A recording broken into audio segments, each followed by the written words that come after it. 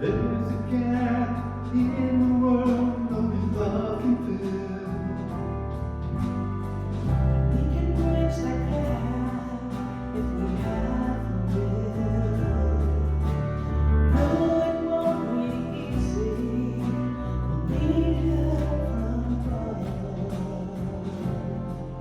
And with everybody that you see, we can build the bridge of love. Let's build a bridge of love across the sea on hate. From nation to nation, standing through each generation. Let's build a bridge of love across the sea on hate. Hand in hand, side by side, that's what it's gonna take.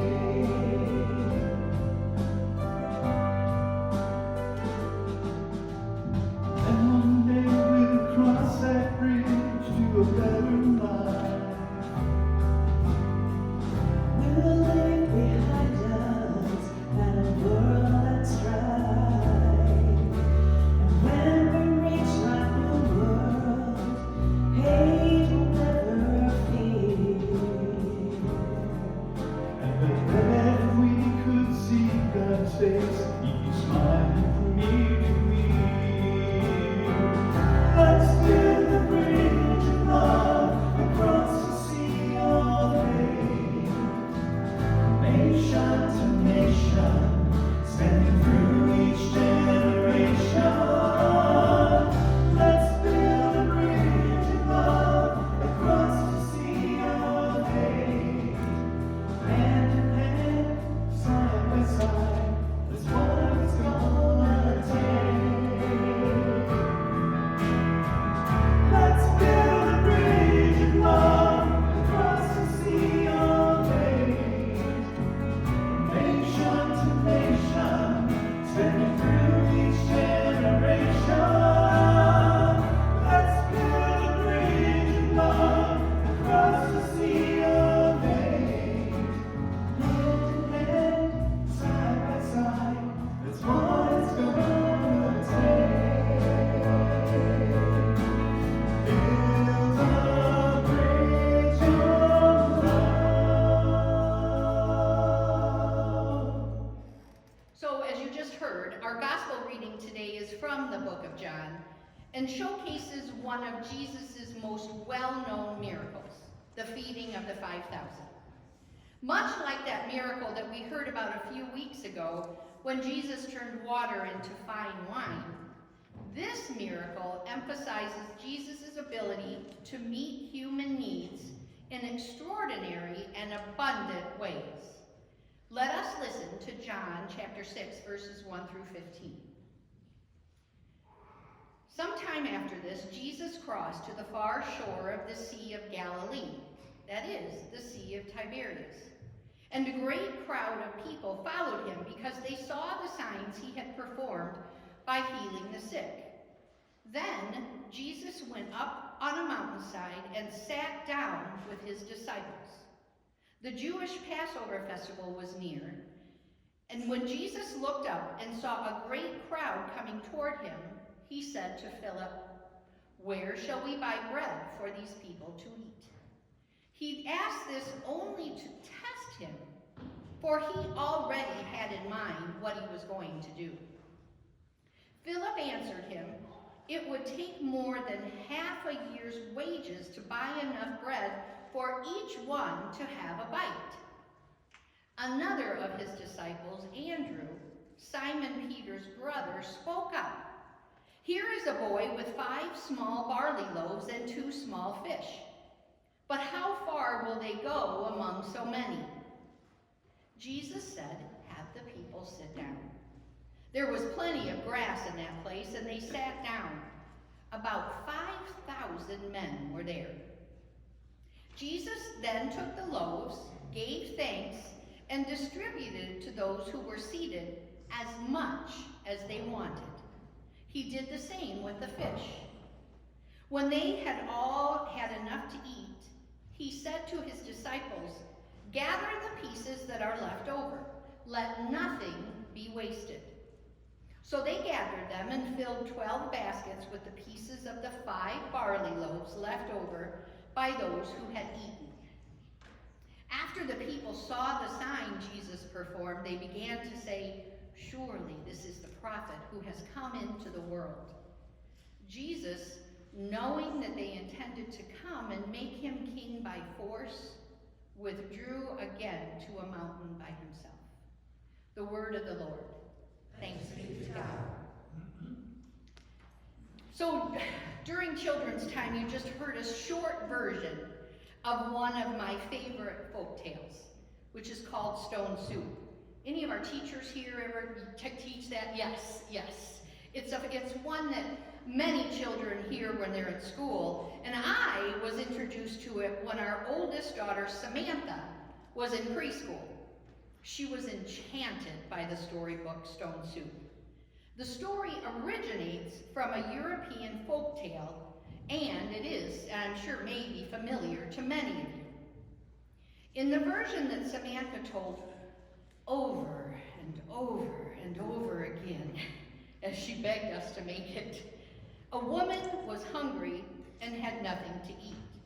Interesting little side note, Samantha wanted us to make stone soup. Samantha barely ate grilled cheese and cottage cheese. Those were the 2 things that she would eat. And anyway, sorry, I was a tangent. Okay, all she had was an empty pot and a stone. The woman filled her pot with water from a stream, placed the stone inside, and began to heat it over an open fire. A local villager passed by and asked the woman, "What are you making?" The woman replied, "I am making stone soup. It tastes delicious, but it needs a little garnish." The villager, who was also hungry and would love a taste of stone soup, admits that he doesn't have much, but he has a few carrots he can add to the soup. He hands them over and the woman stirs them in. Soon, another villager passes by, and another, and another. One after the other contributes an item to the pot. Potatoes, cabbage, onions, chicken, corn. The woman continues to stir the soup as more villagers draw near. Finally, she declares the soup is ready. She removes the stone, ladles out the portions, and there is more than enough for everyone. Through her cleverness and the simple gifts of the townsfolk, she has cooked a sumptuous soup, not just for herself, but for the entire town. She has created a feast out of an empty pot and a simple stone. Abundance out of scarcity.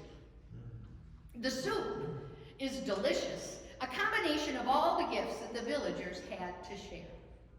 Don't you guys just love this story? I mean, I love this story of abundance. But at the same time, I know that there may be cynics out there who hear this story with suspicion. They see the woman with the pot as a con artist, someone who was able to take the villagers for all they are worth. I don't read the story that way, and I don't think that's the way it was meant to be read either. I think this woman with the stone soup is also like the boy in our reading from the gospel today. She didn't withhold a secret storehouse of carrots and potatoes and onions. Instead, like the boy, she gave everything she had, even if it was just a stone. And she put it in the pot to share with others. And like the boy who shared 5 barley loaves and 2 fish, she was able to feed a whole community. In this great folk story and in the reading from John, we see how Jesus teaches us a different way of looking at the world. His way, through the lens of abundance. And looking at the world this way changes how you live in the world. When we see the world through the lens of abundance, amazing things can happen. It's easy to think about how the disciples felt when Jesus asked, "Where shall we buy bread for these people to eat?" I'm certain it was a major freak-out moment. It wouldn't take a genius to figure out that they don't have enough resources to feed this crowd. But here's the thing. The problem is that these disciples forgot who they were with. They're convinced that they don't have enough because they are focused on what they don't have. And they are forgetting what they do have. What they do have is, help me out here, what's always the right answer? Jesus. I mean, really, Jesus has been performing all of these miracles, and his disciples have been witnessing these amazing displays of his power. So, why wouldn't Jesus be able to feed this crowd? The disciples don't believe that Jesus can. The disciples are still learning. It's almost as if these disciples are looking at Jesus as a scarce resource, only able to do so much. And they want to make sure that they use this resource carefully. But Jesus is not a scarce resource. With Jesus, there is always enough. Have any of you heard the story of the small town of Gander in Newfoundland, Canada? It's the story of what happened immediately after the terrorist attack on 9/11. 38 planes in the air were diverted to this small town of just under 10,000 people. Those planes contained almost 7,000 passengers and airline crew members, almost doubling Gander's population. So what did they do? Did they panic, thinking that they would not have enough food or shelter for these stranded passengers? Nope. They simply got to work, feeding the 7,000, housing them, and entertaining them. It's an inspiring modern-day feeding of the 5,000 story in the midst of these terrible events. Their efforts were all over the news and eventually even inspired the Broadway musical, Come From Away. The people of Gander reminded the world of what can happen when we look through the lens of abundance rather than the lens of scarcity. But it's difficult to do, though, isn't it? To look at the world through the lens of abundance. We live in a country that has abundant resources. For some. According to the latest research by the organization No Kid Hungry, as many as 14 million children in the United States live in food-insecure homes. That phrase, food insecure, may sound mild, but it means that those households don't have enough food for every family member to lead a healthy life. The number of children living with hunger had fallen steadily over the past decade. But the coronavirus pandemic dealt a terrible blow to our progress as a nation. Families across America struggle with many challenges, stretching limited resources, providing nutritious meals, and making sacrifices to ensure their children thrive. No Kid Hungry also reports that in 2023, 47 million Americans lived in households that experienced hunger or lacked access to an affordable or nutritious diet. In addition, 58% of the households participated in one or more of the 3 largest nutritional assistance programs, SNAP, WIC, and the National School Lunch Program. We heard a little bit about those this week. These are hard facts to hear. In a world where our neighbors are hungry, where there is so much turmoil in the world, how can we possibly dare to believe that God abundantly provides for us? But I guess you could say we are like that crowd of people following Jesus, hungry and feeling like we have so little to offer. And if you think about it, we are even like the disciples, faced with a huge, almost impossible task of finding food for the hungry. We too are filled with doubt, inhibitions, and excuses. Like the disciples, we have every reason to be concerned. I mean, really, how do you provide enough food to feed hungry people in our community? But I think the answer is stone by stone.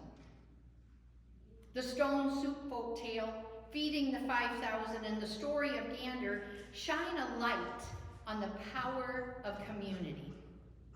When we come together, combining our resources and efforts, we can achieve great things and experience God's blessings in abundance. When we started Buddy Bags, we too doubted. We asked, where are we going to get enough food to feed all these kids? Others asked, how are we going to get enough money and volunteers to keep this going? And God answered those questions. God saw to it and kept it going through the generosity of people just like you and me, through the caring hearts of people who are willing to share what they have, through the people who believe that no child should ever go hungry, no matter what their circumstances. We trusted and believed in a God who gives freely and abundantly, and who calls us to do the same. We trusted God to provide for Buddy Bags over the past 10 years, and God has always provided. Several times, we thought we were done. We were broke, and that we needed to give up and, just like in the feeding the 5,000, send them away because we can't feed them. But we trusted God, and God trusted us, and we kept on. And the people who ate could see that something amazing was at work. Jesus said, you give them something to eat. And we did. And we will. And we still show up and drop our cans of Chef Boyardee and chicken noodle soup and mac and cheese along with our dollars into the soup kettle. We believe that our cans of soup and kettle dollars will be miraculously and abundantly transformed, just like the 5 small barley loaves and 2 fishes. We believe that Jesus, on Super Bowl Sunday and on all days, takes what we bring and blesses it, and that because of him there will be enough, and no one will be hungry, and all will be fed. Thanks be to God.